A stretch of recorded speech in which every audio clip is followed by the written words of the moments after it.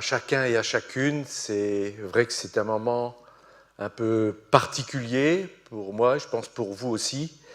Je voulais d'abord vous dire que dans ces circonstances, nous nous adaptons et nous marchons, et nous l'espérons, nous marchons de progrès en progrès. Il y a un mois, nous étions réunis, il y avait la venue de Hervé Guillois, et c'est vrai que nous avons vécu des moments intenses, rassemblant même des frères et sœurs d'autres églises, et puis depuis les choses se sont accélérées. Nous avons dans cette situation nouvelle, au niveau des responsables, d'abord, comme chacun, on a essayé de prendre conscience de ce qui se passait, et puis notre priorité a été de garder le contact avec ceux et celles qui sont seuls. Vous avez sans doute reçu les uns et les autres un message que j'ai pu adresser en ayant travaillé avec les anciens de l'Église. Si certains ne l'ont pas reçu, eh bien vous pourrez le consulter puisqu'il sera mis dans la lettre de nouvelles que vous aurez reçue, je pense, au moment où vous verrez ce message. Donc tout d'abord, je veux m'adresser à ceux et celles qui sont seuls dans leur maison ou leur appartement. Je sais que pour certains, cela est plus difficile que pour d'autres, et les pensées peuvent vite entraîner vers le bas, et c'est parfois difficile même de confesser sa foi ou d'ouvrir la bouche pour louer le Seigneur. Et simplement, je voudrais prier maintenant pour ceux et celles d'entre nous qui sont peut-être plus isolés. Seigneur, je te remets dans ces moments que nous vivons, Seigneur. Tu vois, pour certains de nos frères et sœurs, certains de nos amis qui avaient l'habitude de nous rejoindre en ce lieu, Seigneur, eh bien, je veux te les apporter, Seigneur. Tu es le Dieu d'éternité, tu es celui qui connaît la vie, le nombre de jours qui est destiné à chacun et qui nous a rejoints, Seigneur, à travers Jésus qui est venu sur cette terre. Je te prie qu'en ces moments, Seigneur, au-delà de tous les efforts humains qui peuvent être faits dans cette période, toi, Seigneur, tu rejoignes ceux qui sont le plus touchés par cette solitude. Je te remets aussi ces moments et qu'à travers ces quelques mots partagés, Seigneur, chacun puisse trouver un encouragement. Sois béni, sois loué et sois glorifié. Amen. Amen. Alors également, après avoir échangé avec les frères sur ce qu'il convenait de faire, j'ai choisi finalement d'enregistrer ce message dans notre salle de culte habituelle. Je vais être vrai avec vous, pour une raison, je ne suis pas forcément des plus familiers avec ces moyens techniques et technologiques, et je crois que beaucoup de plus jeunes sont très à l'aise, et merci de l'aide des uns et des autres. Et du coup, je me suis dit que finalement, dans un lieu familier, à ceci près que la salle est plutôt vide, mais je pourrais finalement m'acquitter de cette tâche que je fais de tout mon cœur, même si eh bien, c'est peut-être un peu plus difficile. Et ce matin, ce qui est sûr, c'est que j'avais à cœur de vous partager. Ce sera pour certains poser, reposer ou rappeler pour d'autres le fondement de l'Évangile en abordant cette question, la vie éternelle et la résurrection des corps. Il me semble que dans ces moments où, je vais y revenir, la mort, la maladie semble faire remplir les médias et voudrait bien remplir notre vie, il est important de réaffirmer ces fondements de l'Évangile, la vie éternelle et la résurrection des corps. Je le ferai en m'appuyant sur deux textes. Un texte de l'Évangile de Jean au chapitre 6 et le chapitre 15 de la première lettre aux Corinthiens. Effectivement, nous vivons un temps, des mots circulent sans cesse, pandémie de virus, mais je crois aussi pandémie d'informations de toutes sortes, certaines qui ne font pas du bien à ceux qui les entendent, d'autres qui peuvent être utiles, règne de la science, fragilité aussi des constructions humaines. Et dès qu'il y a un dérèglement, le trouble, l'inquiétude gagnent. Mais nous savons d'où vient la peur. Cela a commencé en Éden par la désobéissance, avec Adam qui dit « Je me suis caché et j'ai eu peur ».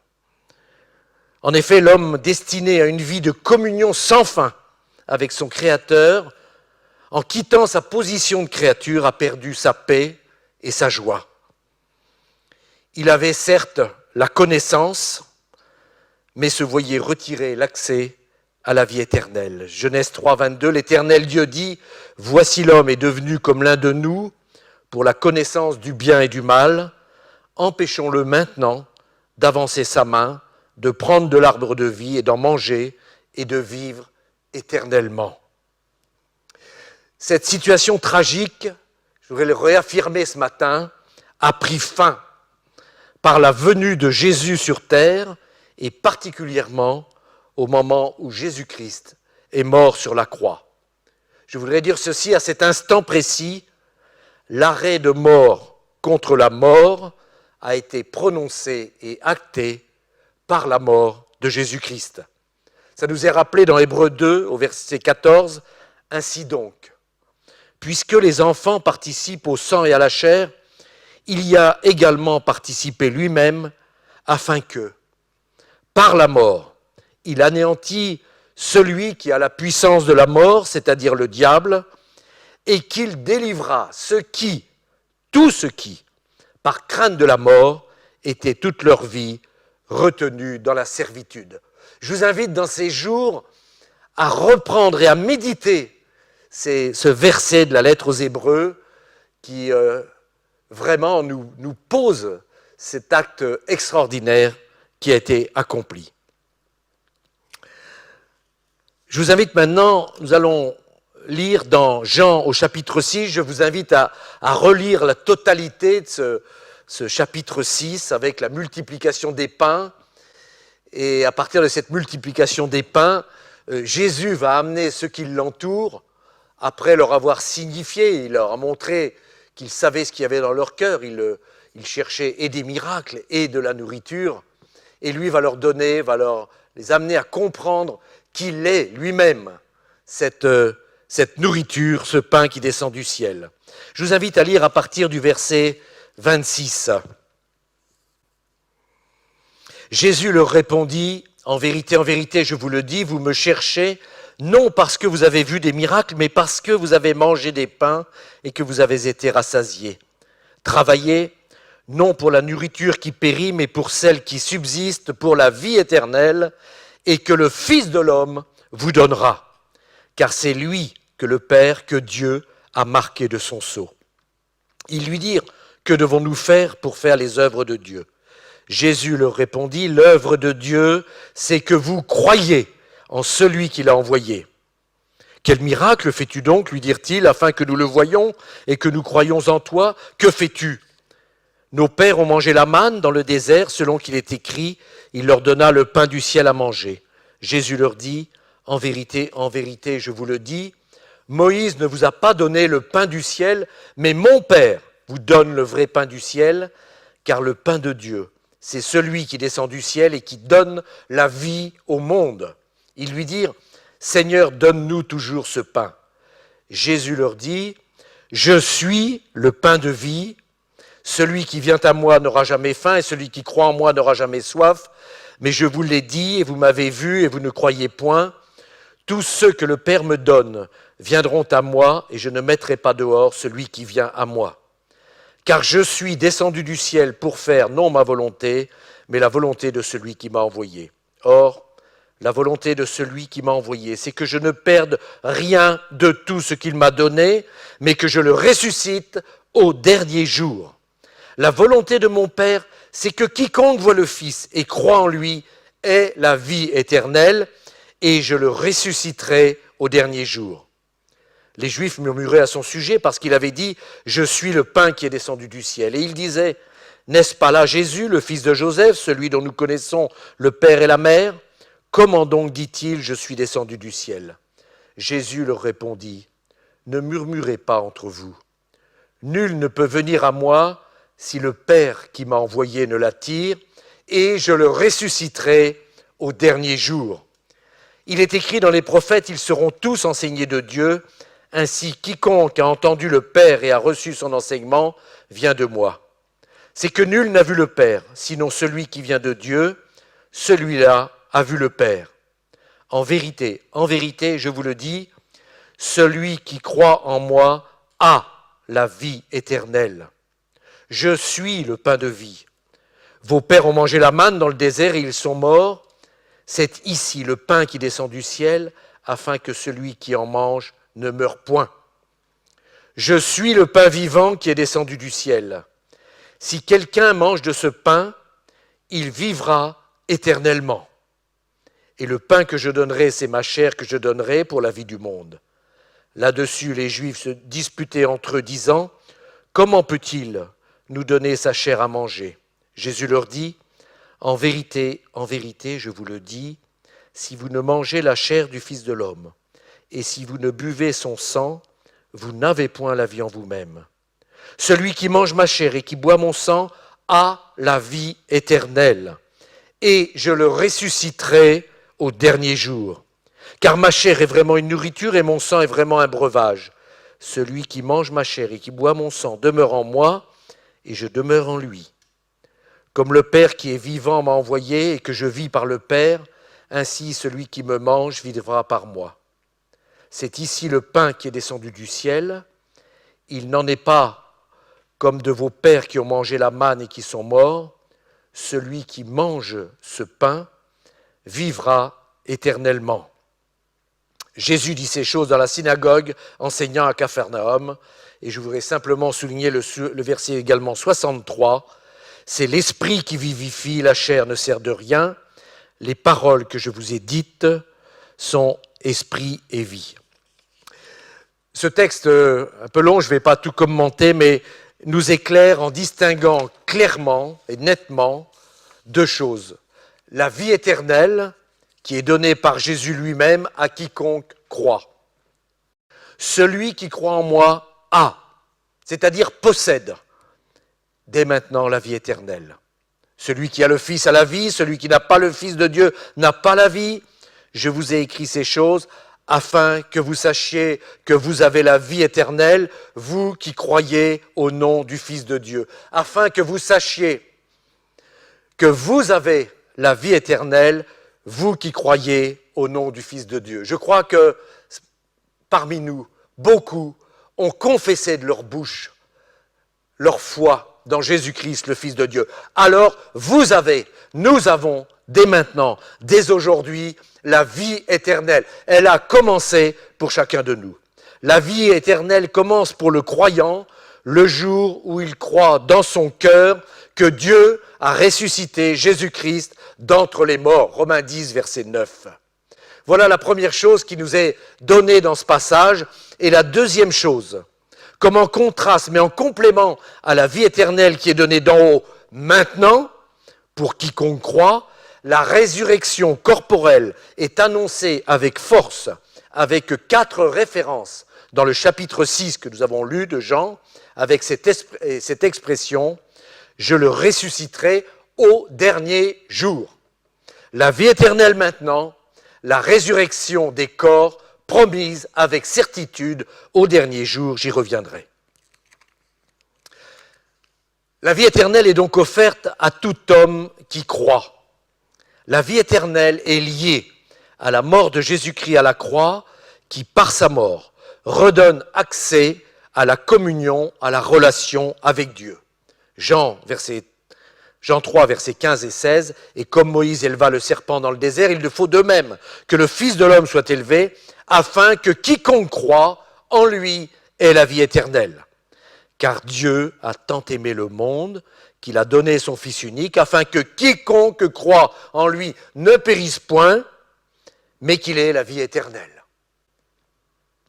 La définition de la vie éternelle nous est donnée par Jésus lui-même au chapitre 17 de ce même évangile de Jean. La vie éternelle, c'est qu'ils te connaissent, toi, le seul vrai Dieu, et celui que tu as envoyé, Jésus-Christ. Cette vie se reçoit par la foi en la personne et l'œuvre de Jésus-Christ. Dans le récit de la résurrection corporelle de Lazare, nous avons un condensé de cet enseignement sur le lien entre vie éternelle et résurrection des morts. Je voudrais lire Jean 11, verset 23, Jésus lui dit, il s'adresse à Marthe, Lazare est mort, et Jésus a tardé, semble-t-il, à venir. Mais Jésus avait déclaré, cette maladie n'est pas à la mort, mais c'est afin que mon nom soit glorifié. Il s'adresse à Marthe, qui est à la fois dans le désespoir, mais presque dans le reproche vis-à-vis de Jésus, qui a tardé. Jésus déclare ceci, ton frère ressuscitera. Et Marthe répond, je sais qu'il ressuscitera à la résurrection au dernier jour. Jésus lui dit, je suis la résurrection et la vie.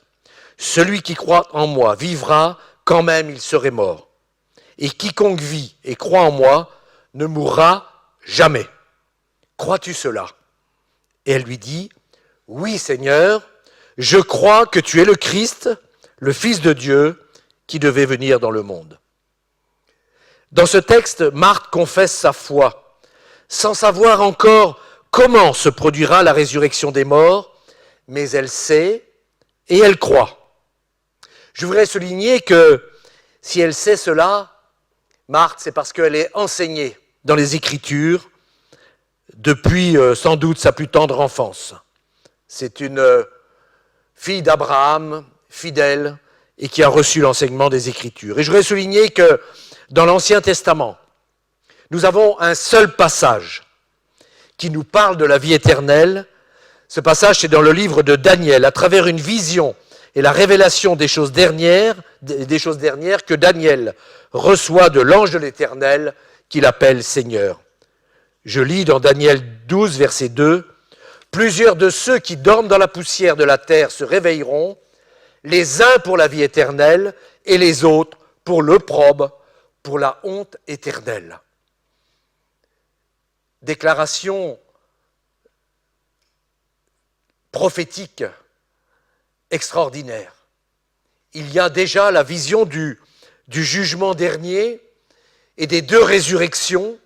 La première résurrection de ceux qui seront morts en Christ et qui ressusciteront dans leur corps pour la vie éternelle, et les autres, plus tard, pour un jugement, qui ressusciteront aussi dans un corps, mais pour une séparation éternelle de Dieu. Jésus va enseigner Marthe, à travers la résurrection de Lazare, manifester sa puissance et sa divinité. Marthe saisit cela et reconnaît Jésus comme Fils de Dieu, révélation qui change tout. Remarquons que la résurrection de Lazare fait partie de ces miracles qui ont été accomplis afin que nous croyions, nous aussi, à travers ces récits authentifiés par les apôtres, témoins oculaires de ces choses, que nous croyons que Jésus est le Christ, le Fils du Dieu vivant, et qu'en croyant à ces choses, nous ayons la vie en son nom, soit la vie éternelle. Enfin, notons que cette résurrection de Lazare est une résurrection corporelle qui sera suivie d'une nouvelle mort de Lazare. Ce n'est donc pas la résurrection au dernier jour que Jésus nous promet dans ces 4 déclarations. Je le ressusciterai au dernier jour. Mais c'est une résurrection toutefois prophétique, mais il est certain que, et nous allons passer maintenant à cette résurrection qui interviendra au retour du Seigneur au dernier jour, et je commencerai par rappeler à ce sujet donc les 4 passages dans Jean au chapitre 6 qui prononcent ce terme au dernier jour. Jean 6, 39, « Or la volonté de celui qui m'a envoyé, c'est que je ne perde rien de tout ce qu'il m'a donné, mais que je le ressuscite au dernier jour. » Jean 6, 40, « La volonté de mon Père, c'est que quiconque voit le Fils et croit en lui ait la vie éternelle, nous avons vu, et je le ressusciterai au dernier jour. Jean 6, 44, nul ne peut venir à moi si le Père qui m'a envoyé ne l'attire, et je le ressusciterai au dernier jour. Et enfin, dans Jean 6, 54, celui qui mange ma chair et qui boit mon sang a la vie éternelle, et je le ressusciterai au dernier jour. Dans Jean encore 11, 24, je l'ai cité à l'instant, je sais, lui répondit Marthe, qu'il ressuscitera à la résurrection au dernier jour. Et enfin, Jean 12, 48, celui qui me rejette et qui ne reçoit pas mes paroles à son juge, la parole que j'ai annoncée, c'est elle qui le jugera au dernier jour. Ce verset de Jean 12, 48 vient comme en écho à ce que l'ange de l'Éternel, soit Jésus-Christ finalement, qui apparaît à Daniel, lui dit, dans Jean 12, qui en prononçant la résurrection de ceux qui dorment dans la poussière, les uns pour la vie éternelle, les autres pour l'opprobre, pour la honte éternelle, c'est-à-dire ceux qui n'auront pas cru. C'est extraordinaire de voir cette clarté dans les textes.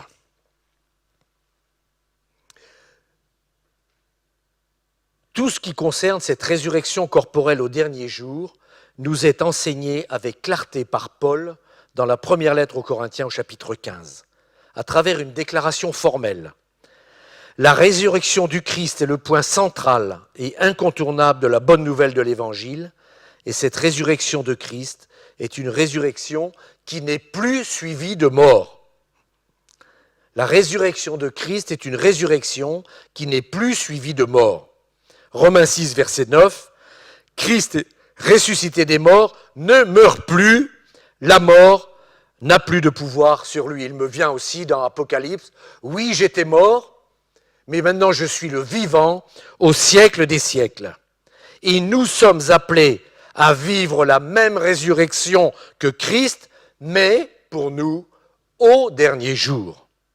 Romains 8, verset 11, et si l'esprit de celui qui a ressuscité Jésus d'entre les morts habite en vous, celui qui a ressuscité Christ d'entre les morts rendra aussi la vie à vos corps mortels par son esprit qui habite en vous.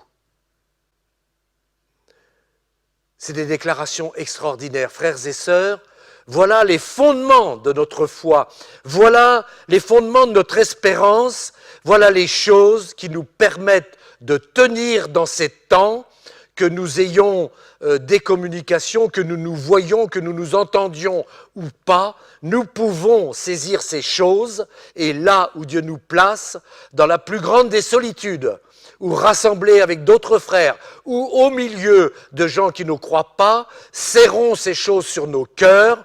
Nous avons dès aujourd'hui la vie éternelle et nous avons cette promesse de Jésus lui-même, il nous ressuscitera au dernier jour, à moins que ce dernier jour vienne tandis que nous sommes encore sur cette terre, auquel cas, vous le savez, nous serons changés en un instant, en un clin d'œil, et nos corps de misère seront renouvelés et revêtront l'immortalité. Je vous invite d'ailleurs, pour compléter cette description particulièrement précise, nous allons lire dans 1 Corinthiens 15 les versets 42 à 58. Ce sera ma deuxième lecture qui, j'allais dire, parle d'elle-même. 1 Corinthiens 15, verset 42. Dans la première partie d'Un Corinthiens 15, Paul fait un résumé de son enseignement. Je le lis très très brièvement, mais c'est extraordinaire. Je vous rappelle, frères, l'évangile que je vous ai annoncé, que vous avez reçu, dans lequel vous avez persévéré et par lequel vous êtes sauvés, si vous le retenez tel que je vous l'ai annoncé, autrement vous auriez cru en vain. Je vous ai enseigné avant tout, comme je l'avais aussi reçu, que Christ est mort pour nos péchés selon les Écritures, c'est-à-dire selon tous les textes de Moïse, des prophètes et des psaumes, qu'il a été enseveli et qu'il est ressuscité le troisième jour selon les Écritures, et qu'il est apparu à ses faces, puis aux 12. Ensuite, il est apparu à plus de 500 frères à la fois, dont la plupart sont encore vivants et dont quelques-uns sont morts, etc. etc. C'est comme encore un testament de Paul, mais qui nous cite les témoins de la foi sur lesquels notre foi peut reposer. Nous pouvons nous confier avec assurance aux Écritures et ainsi qu'au Nouveau Testament. Donc je vous invite à lire maintenant à partir du verset 42. « Ainsi en est-il de la résurrection des morts. Le corps est semé corruptible, il ressuscite incorruptible. Il est semé méprisable, il ressuscite glorieux. Il est semé infirme, il ressuscite plein de force. Il est semé corps animal ou corps psychique, il ressuscite corps spirituel. S'il y a un corps animal, il y a aussi un corps spirituel. C'est pourquoi il est écrit, le premier homme, Adam, devint une âme vivante. Le dernier Adam est devenu un esprit vivifiant. Mais ce qui est spirituel n'est pas le premier, c'est ce qui est animal ou psychique. Ce qui est spirituel vient ensuite. Le premier homme tiré de la terre est terrestre. Le second homme est du ciel. Tel est le terrestre, tels sont aussi les terrestres. Tel est le céleste, tels sont aussi les célestes. Et de même que nous avons porté l'image du terrestre, nous porterons aussi l'image du céleste. Ce que je dis, frères, c'est que la chair et le sang ne peuvent hériter le royaume de Dieu, ou si vous voulez aussi la vie éternelle, et que la corruption n'hérite pas l'incorruptibilité. La chair et le sang ne peuvent hériter. La vie que nous avons reçue de Dieu, la deuxième vie que nous avons reçue, elle est du ciel. Voici, je vous dis un mystère, nous ne mourrons pas tous, mais tous nous serons changés en un instant, en un clin d'œil, à la dernière trompette. La trompette sonnera et les morts ressusciteront incorruptibles. Et nous serons changés. Et nous, ceux qui seront encore sur cette terre au moment où Jésus reviendra, nous serons changés. Car il faut que ce corps corruptible dans lequel nous vivons aujourd'hui revête l'incorruptibilité et que ce corps mortel revête l'immortalité. Lorsque ce corps corruptible aura revêtu l'incorruptibilité et que ce corps mortel aura revêtu l'immortalité, alors s'accomplira, futur, la parole qui est écrite, la mort a été engloutie dans la victoire. Ô mort, où est ta victoire ? Ô mort, où est ton aiguillon ? L'aiguillon, la mort, c'est le péché, et la puissance du péché, c'est la loi.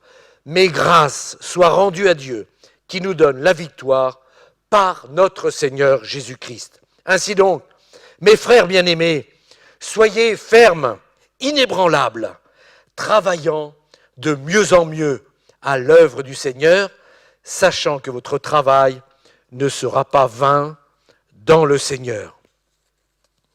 Nous avons par la nouvelle naissance la vie éternelle, la vie de Christ, la vie du second Adam. Le premier était une âme vivante, le second un esprit vivifiant, une vie supérieure et puissante jusqu'à ressusciter des corps sans vie. La chair et le sang ne peuvent hériter le royaume de Dieu et la corruption n'hérite pas l'incorruptibilité. Il faut donc que notre corps corruptible revête l'incorruptibilité et que notre corps mortel revête l'immortalité.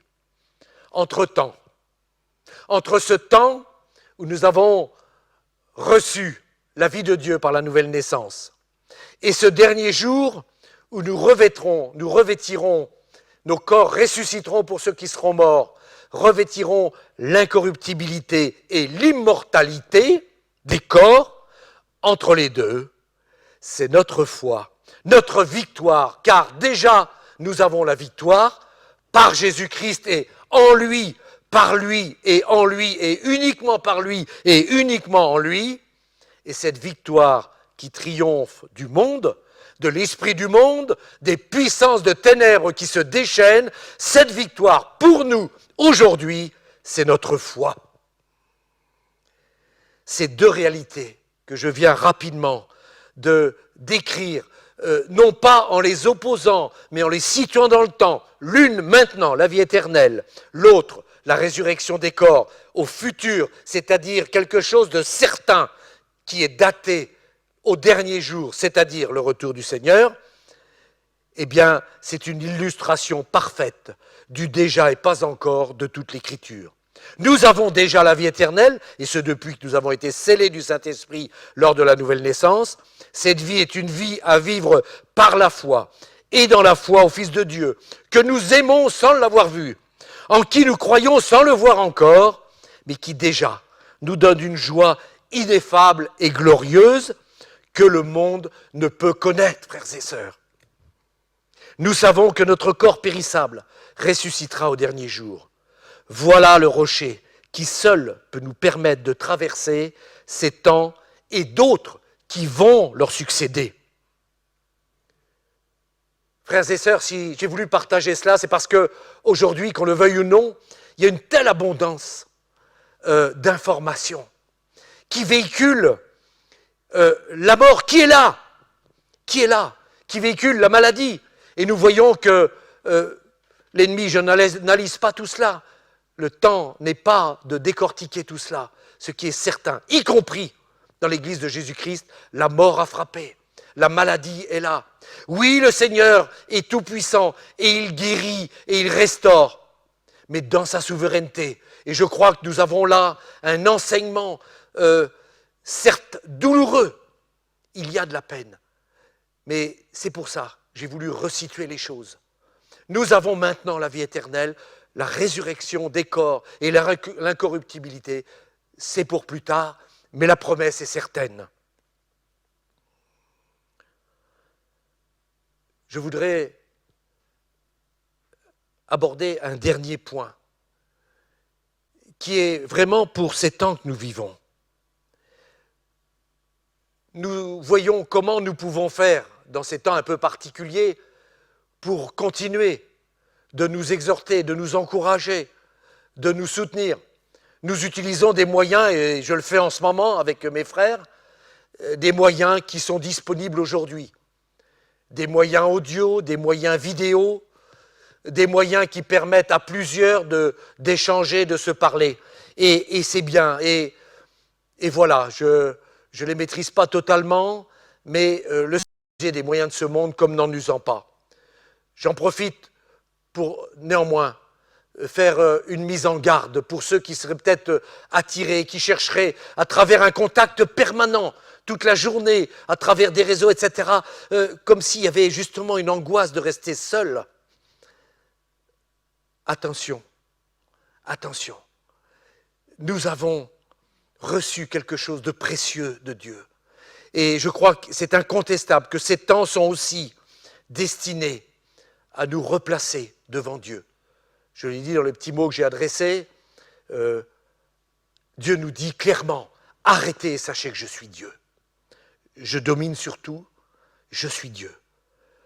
Donc, je voudrais dire que nous avons ces moyens, nous avançons, regardant comment les utiliser. Peut-être certains trouvent qu'on n'en fait pas assez, d'autres trop, j'en sais rien. Mais ce que je voudrais lire avec vous, c'est juste l'introduction de la première lettre de Pierre. Juste 2 versets.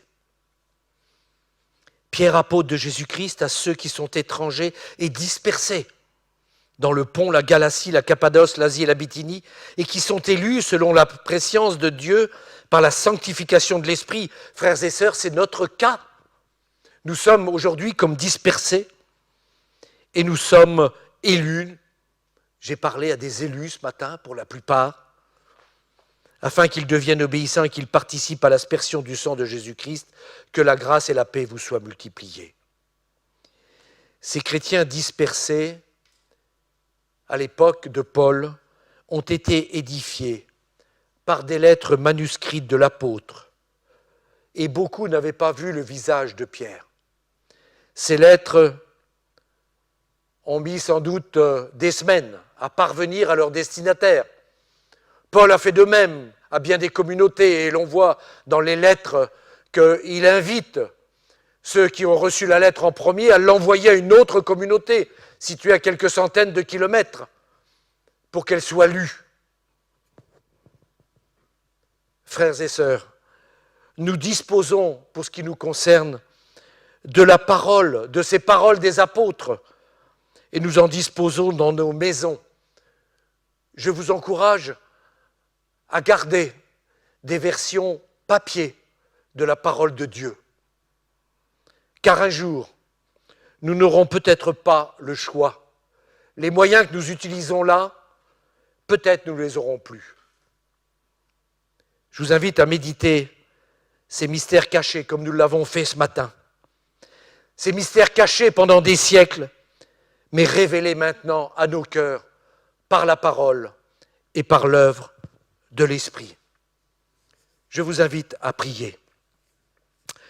Seigneur notre Dieu, merci de ce que, dans ta préscience, tu nous as élus. Seigneur, nos cœurs sont saisis de cette grâce, de cette miséricorde que tu nous as accordée, dont tu as fait preuve à notre égard.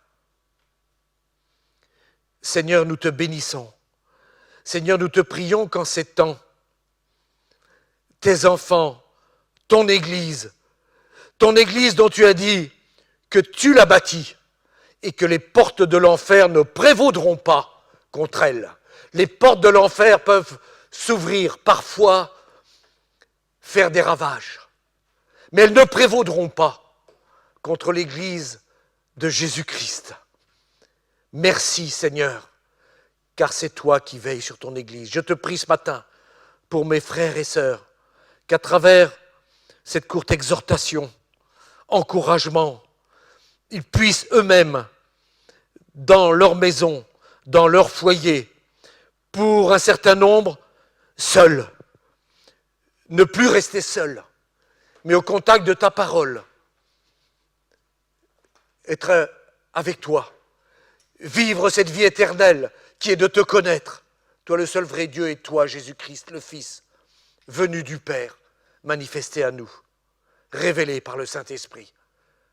Je te prie que par l'Esprit, par le Saint-Esprit, Seigneur, tu viennes toucher, attester, accorder des grâces particulières aux uns et aux autres pour expérimenter pleinement ta présence. Nous te louons et nous te bénissons. Pour terminer cette exhortation, je voudrais que nous prenions ensemble, vous me rejoignez, je voudrais vous rejoindre peut-être dans vos maisons, prendre ce chant, Seigneur, à quel autre irions-nous qu'à toi? Seigneur, à quel autre irions-nous qu'à toi? Tu as les paroles de la vie éternelle, et nous avons cru, et nous avons connu que tu es le Christ, le Fils du Dieu vivant. Seigneur, à quel autre irions-nous qu'à toi? Tu as les paroles de la vie éternelle, et nous avons cru, et nous avons connu que tu es le Christ, le Fils du Dieu vivant. Amen, amen, amen. Amen. Je voudrais, juste avant de terminer, rappeler que ce que je vous ai dit dans ce petit mot, nous avons mis la priorité aux rencontres des groupes de prière à travers le mardi soir, une rencontre qui se fait donc par visioconférence Zoom à l'église centrale, et les autres jours, le mercredi, le jeudi et le vendredi, sur les 4 groupes de maisons, les choses se mettent en place. Je rappelle pour le groupe de maison de Tinténiac, c'est donc Fabrice qui a la responsabilité et qui anime ce groupe. Je sais qu'il est aussi entouré. Pour Torigné-Fouillard, eh bien, le groupe qui se tient habituellement chez Euloge et Catherine eh bien, est animé par Jean-François. Le groupe qui est à Champy est animé par Jean-Michel Quadio. Et puis le groupe à Gauvin que j'anime moi-même. Merci à Jean-Luc qui anime et s'assure l'organisation sur l'église centrale. Nous avançons donc de cette façon-là. Pour ce qui est du dimanche, eh bien, nous avons fait comme cela aujourd'hui. Nous verrons dans les semaines à venir, en fonction aussi des instructions des pouvoirs publics, ce qu'il est possible de faire. Merci à tous ceux qui mettent leurs compétences à disposition. Je pense aux moyens audiovisuels. Je sais qu'il y a dans l'Église beaucoup de compétences. Ils nous seront utiles, pour autant qu'ils seront disponibles dans les temps, les semaines, les mois, les années qui viennent. Mais je crois que nous sommes invités, et ça, je crois que ça restera, à resserrer des liens fraternels. Lorsque cette période sera terminée, je crois que nous aurons bien des enseignements à tirer. Le monde a déjà tiré un enseignement, et je vous le dis, cette période, à l'issue de cette période, il y aura une invitation qui commence déjà à nous tourner de plus en plus vers tous les médias et tous les moyens audiovisuels. Le but est clair, c'est que les citoyens de ce monde passent de plus en plus d'heures à recevoir une parole, des images orchestrées à travers les moyens audiovisuels. Frères et sœurs, ne croyez pas que j'ai une marotte, je vous le dis, ces choses vont s'accélérer. Je pense, je crois et je sais que nous aurons un autre témoignage aussi. Nous aurons à utiliser ces moyens, mais nous ne devrons pas nous laisser embarquer par ces moyens. Comme je l'ai dit, nous respectons aujourd'hui, et j'en profite, je le rappelle, tout ce qui concerne les instructions des autorités pour limiter, ralentir la propagation du virus dont il est question aujourd'hui doit être respecté par nous. Mais je vous dis aussi une chose, c'est qu'il viendra un temps où ce ne sera pas à l'occasion du coronavirus que nous aurons de telles instructions. Et là, il nous faudra prendre position. Voilà, je termine là-dessus. Je veux encourager les uns et les autres dans ces temps. Continuons à nous contacter par toutes sortes de moyens. Et puis, nous avons une connexion avec le ciel dont nous pouvons user. J'invite vraiment chacun, à titre personnel, à accroître son temps de communion personnelle avec Dieu. Et la vie éternelle, c'est de le connaître. Lui, le seul vrai Dieu, est celui qui l'a envoyé, Jésus-Christ. Il nous a laissé sa parole. Je vous invite à la méditer, à vous encourager, à la nourrir, à la mâcher, à la repasser dans vos cœurs. Soyez bénis, soyez encouragés et à très bientôt. Amen. Alors tu n'auras peur de rien.